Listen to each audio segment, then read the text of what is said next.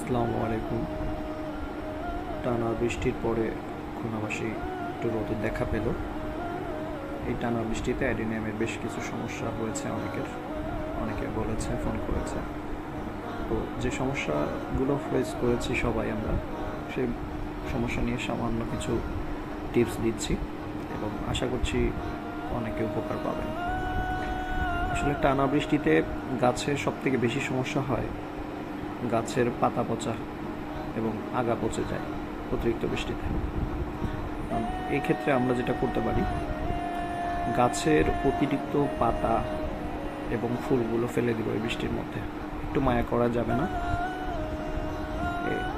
এই গাছের পাতা এবং ফুলের যে কড়ি বের হয়, এখানে থোকা বেশি হলে ওখানে বৃষ্টির ফোঁটা জমে থাকে এবং ওখান থেকে খুব সহজেই ফাঙ্গাল অ্যাটাকটা শুরু হয়।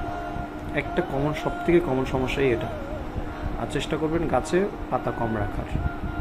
এতে করে গাছ যত বেশি আলো বাতাস পাবে, গাছ দ্রুত শুকাবে এবং গাছের জন্য ভালো হবে, ওর এয়ার সার্কুলেশনেও সুবিধা হবে। এছাড়া আরও কিছু সমস্যা হয়, যেমন যে গাছগুলো সরাসরি ছাদে আমাদের রাখা, অর্থাৎ যে সারফেস থেকে যে পটে মানে গাছের পাতার দূরত্ব যদি কম হয়, খুবই কম হয়, সেক্ষেত্রে খুব দ্রুত পাতা পচা রোগ শুরু হয় সেই গাছগুলোতে। আমি একটু পরেই বলছি সেটা নিয়ে, সবাই এটা একটু খেয়াল রাখবেন। আর মূলত যদি এই সমস্যাগুলো যদি একটু সচেতন হই, আমরা খুব সহজেই সমাধান করতে পারি। এই যে গাছটি দেখছেন, এই গাছটা আমার কোনো কিছুর উপরে রাখা না, সরাসরি ছাদে রাখা ছিল টানা বৃষ্টিতে। এইখানে সরাসরি বৃষ্টির পানি যখন ড্রপ নিচে পড়ে, এটা বাউন্স ব্যাক হয়ে পাতায় ছিটে ওঠে সাধারণত, এবং এই বাউন্স ব্যাক যে ড্রপটা ছুটে আসে, এতে করে অনেক ফাঙ্গাস কিন্তু সহজেই গাছে আক্রমণ করতে পারে। যেহেতু পাতায় ছিটে লাগে, গাছের বডিতে রাখলে সহজে কিছু হয় না, যদি ইনফেক্টেড অংশ থাকে সেক্ষেত্রে সমস্যা থাকে। এখানে আমার বেশ কিছু ভালো ভ্যারাইটির অ্যাডিনিয়াম আছে, সেগুলো ইনফেক্টেড হয়েছে। যেমন এগুলো ডোফরেন্স আছে, এখানে সকোট্রানাম আছে, ওলেফোলিয়াম আছে, বোহেমিয়ান আছে, বেশ কিছু রেয়ার ভ্যারাইটি এখানে আছে। অলমোস্ট সব ভ্যারাইটি এখানে আমার আছে। তো সব গাছের সহনশীলতা একরকম না। তো দেখা যায় যে গাছগুলোতে খুব বেশি থাকে, সেন্সিটিভ থাকে, সেগুলোতে একটু বেশি সমস্যা হয়। এই যে গাছটি দেখলেন, আমি বীজটা ভেঙে ফেললাম। আসলে আমি সবসময় গাছের গ্রোথ নিয়ে বেশি কাজ করি, এই জন্য গাছের বীজ আসলে এই বৃষ্টির মধ্যে বীজটা আমি খুব একটা রাখার চেষ্টা করি না। ম্যাক্সিমাম ক্ষেত্রেই বীজ আমি ফেলে দিই।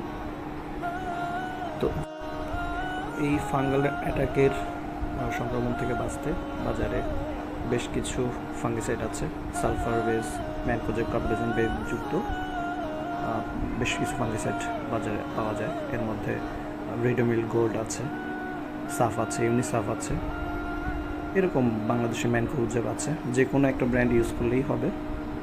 আর চেষ্টা করতে হবে একটা ফাঙ্গিসাইড ব্যবহার করার পরবর্তী ওইটা না ব্যবহার করে আমরা ফাঙ্গিসাইড চেঞ্জ করে করে ব্যবহার করার চেষ্টা করব।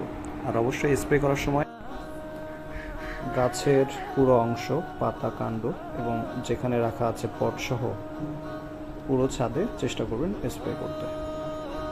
এভাবে যদি একটু টেক কেয়ার করি, আমরা খুব সহজেই গাছগুলোকে প্রোটেক্ট করতে পারবো। ভালো থাকবেন সবাই। আসসালামু আলাইকুম।